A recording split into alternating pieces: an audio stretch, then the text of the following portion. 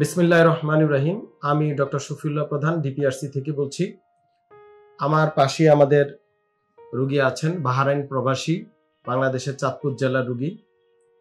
ওনার শারীরিক সমস্যা নিয়ে আমরা বিস্তারিত আলোচনা করব ইনশাআল্লাহ। আমার কাছে ওনার মেরুদণ্ডের একটা এমআরআই আছে এবং ওনাকে আমরা বিভিন্ন পরীক্ষা নিরীক্ষা করে আমরা রোগ নির্ণয় করেছি। তার আগে আমরা আপনাদেরকে ওনার সমস্যাগুলো শুনবো এবং ওনার জীবন ইতিহাস শুনবো, যে উনি ব্যথা বেদনা কি নিয়ে ভুগছিলেন। যে আপনার পরিচয় দিয়ে যদি দর্শকদেরকে বলতেন যে আপনি কি করেন, কি সমস্যা ভুগছেন দীর্ঘ বছর ধরে, আগের কথাটা বলবেন, তারপরে আমরা চিকিৎসার কথা আসবো ইনশাআল্লাহ। আসসালামু আলাইকুম ওয়া রাহমাতুল্লাহি ওয়া বারাকাতুহু। আমার বাড়ি চাঁদপুর জেলায়। আমি বাহরাইন প্রবাসী, আমি ওখানে ব্যবসা করি। তো আমি দীর্ঘ 10 বছর যাবৎ মেরুদণ্ড সমস্যা নিয়ে, পায়ের দিকে ব্যথা নামতো, আমার এই পায়ের দিকে নামতো। তো এইটা নিয়ে আমি ভুগতেছি। আমি প্রতি বছর ইবনে সিনাতে, কখনো পপুলারে আমি ডাক্তার দেখাইতেছি। এটা কোনো স্থায়ী চিকিৎসা পাইতেছি না আমি। তো আমি স্যারের এই ভিডিওগুলো অনেকদিন ধরে দেখতেছি। তা আমার মনে হলো এখানে আমি একবার আসি। আসার পরে স্যার আমাদের সাজেস্ট করলো যে 10 দিন ভর্তি থাকেন। তো আমি আজকে 12 দিন ছিলাম। আলহামদুলিল্লাহ আমি এখন সুস্থ আছি, মানে অনেক ভালো আছি। 100% আমি 100% ভালো আছি আলহামদুলিল্লাহ। তো আজকে আমি চলে যাব। এখানে সবকিছু মিলে আমার অনেক ভালো লাগছে। স্যারের চিকিৎসা অনেক ভালো হয়েছে এখানে আলহামদুলিল্লাহ। মানে 10 বছরের ব্যথায়, কোমর ব্যথা, পায়ে ব্যথা, মাংসপেশির ব্যথা, আলহামদুলিল্লাহ 12 দিনই রোগী এখন সুস্থ। কিন্তু প্রবলেমটা হচ্ছে আপনাদেরকে বুঝতে হবে যে কোনো রোগের চিকিৎসার আগে রোগ নির্ণয় জরুরি। তো আমরা আলহামদুলিল্লাহ চেষ্টা করি রোগীদের রোগ নির্ণয় করতে, এবং আমাদের যে বাহরাইন প্রবাসী শুধু না, মিডল ইস্টের সকল দেশের রোগীরা আসলে আমাদের কাছে এই আস্থা নিয়ে আসে। রোগ নির্ণয়ের পূর্বে বাংলাদেশে দেখা যায় যে বিভিন্ন জায়গায় আনাচে কানাচে, গলিতে, চিপা চাপায় সব জায়গায় মানুষ ফিজিওথেরাপি দিচ্ছে, অপোথেরাপি দিচ্ছে, বিভিন্ন থেরাপি দিচ্ছে, বিভিন্ন কোয়া কায়া বুয়া, তারা নিজেদেরকে ফিজিওথেরাপি চিকিৎসক বা ফিজিওথেরাপিস্ট, ইভেন কি মেডিকেল টেকনোলজিস্ট পরিচয় দিয়ে ফিজিওথেরাপি দিচ্ছে। মানুষ না বুঝে টাকার অভাবে বা সময়ের অভাবে এই সকল জায়গায় গিয়ে প্রতারিত হচ্ছে। তো এই বিষয়ে আপনাদের সাবধান হতে হবে।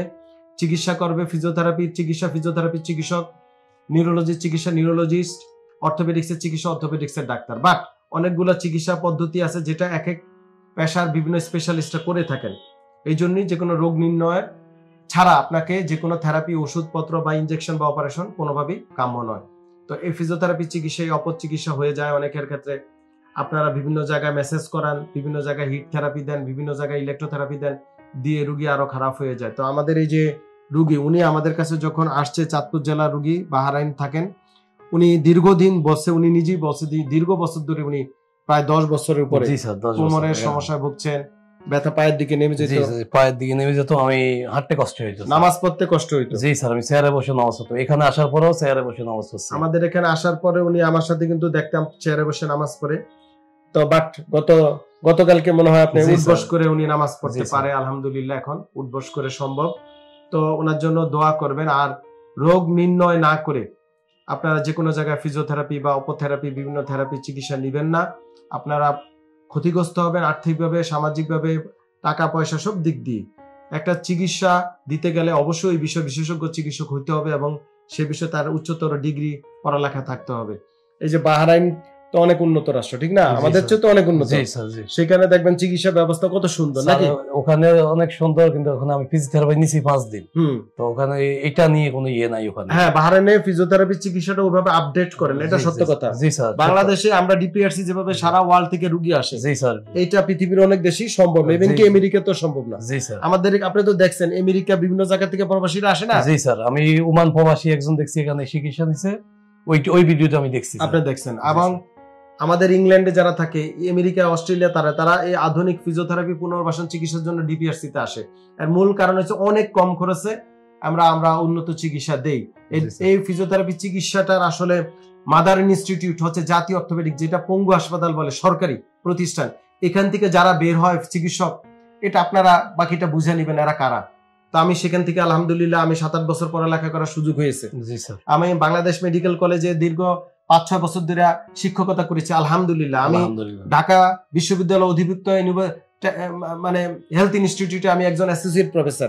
এখানে নিয়মিত রোগী দেখি, বিভিন্ন জায়গায় গভর্নমেন্টের বিভিন্ন জায়গায় ক্লাস নেই। এটা আল্লাহ পাকের দয়া, ক্ষমা, রহমত। জি এছাড়া কিছু না, নাকি? জি স্যার, জ্ঞান কে দেয়? আল্লাহ। আমরা যতই চেষ্টা করি, জ্ঞান আল্লাহ না দিলে হবে না, হবে না। তো সবাই আমাদের জন্য দোয়া করবেন, রোগীর জন্য দোয়া করবেন। আমার এই বাহরাইন প্রবাসী, শুধু প্রবাসী ভাই না, আমাদের প্রবাসী ভাইয়েরা বিভিন্ন ভাবে ক্ষতিগ্রস্ত হন। ওনারা বুঝেন না, দেশের আত্মীয় স্বজন ওনাদেরকে ভুল জায়গায় নিয়ে যায় চিকিৎসার জন্য, নিজেদের টাকা পয়সা ইনকাম করার জন্য। ওনারা কষ্ট করে বিদেশে কি শ্রম দেয় এটা আপনারা সবাই জানেন। তো ওনারা পরিবার থেকেও প্রতারিত হয়, রাষ্ট্র থেকেও বিভিন্ন ভাবে, রাষ্ট্রের বিভিন্ন অর্গান দিয়ে প্রতারিত হয় বিভিন্ন, কারণ অর্গান তো মানুষই চালায়। তাদেরকে বিভিন্ন ভাবে এয়ারপোর্টে হয়রানি করে, জি স্যার, কাস্টমসে হয়রানি করে, জি স্যার, বিভিন্ন জায়গায় হয়রানি করে, তারপরে দূতাবাসে হয়রানি করে, নাকি? জি স্যার, যেটা সত্য কথা। একমাত্র ডাক্তার পৃথিবীতে আমি বলি প্রবাসীদের পক্ষে। তো এটা আমাদের, আসুন আমরা মানবতা আমরা ছড়িয়ে দেই। আমাদের প্রবাসীরা তারা কষ্ট করে, অনেক কষ্ট করে, বিদেশে না গেলে বোঝা যাবে না তারা যে কি করে। আমি সৌদি আরবে গিয়ে হজের সময় দাঁড়িয়ে থাকে, কি যে কষ্ট। কিন্তু এদেরকে আমরা কি করি, বাংলাদেশে আসলে প্রতারণার আশ্রয় নিই। জি স্যার, নাকি? সত্য। জি স্যার, এই কথাটা আমাদের বলতে হবে, তাদেরকে সঠিক নির্দেশনা দিতে হবে, তাদের পাশে দাঁড়াতে হবে, তাদেরকে হেল্প করতে হবে, যেন তারা বিদেশে গিয়েও আমাদের দেশের প্রতি ভালোবাসা আসে। আপনারা যদি নিঃস্ব করে দেন সব দিক দিয়ে, এটা ঠিক না।